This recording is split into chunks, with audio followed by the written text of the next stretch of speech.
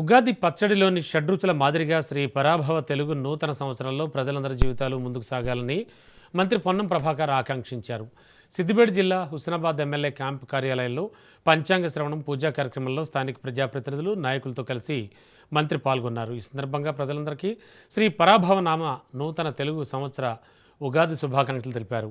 పర అంటే శివుడని, భవ అంటే పార్వతి అమ్మవారిని, భోళాశంకరుడిగా ఎప్పుడూ అందరినీ ఆశీర్వదించే శివపర్తుల సంవత్సరంగా ఈ సంవత్సరం ఉంటుందని మంత్రి పొన్నం అన్నారు. హుస్నాబాద్ నియోజకవర్గాన్ని అన్ని రంగాల్లో అభివృద్ధి చేస్తున్నామని విపక్షాలు అంతా సహకరించాలని కోరారు. శ్రీ పరాభవ సంవత్సర నూతన తెలుగు సంవత్సర ఉగాది శుభాకాంక్షలు.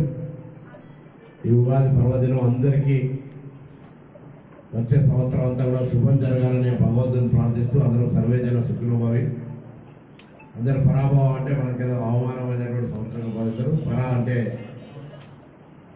శివుడు, భవ అంటే అమ్మవారిని కొద్దిగా పండితులు చెప్పినారు. పరాభవం అంటే అమ్మవారు శ్రీ శివ పార్వతులు కాబట్టి మనం తప్పకుండా శుభం జరుగుతుంది. ఎప్పుడు భోలా శంకరుడుగా అందరినీ ఆశీర్వదించేటువంటి శివపార్వతులకు సంబంధించిన సంవత్సరం.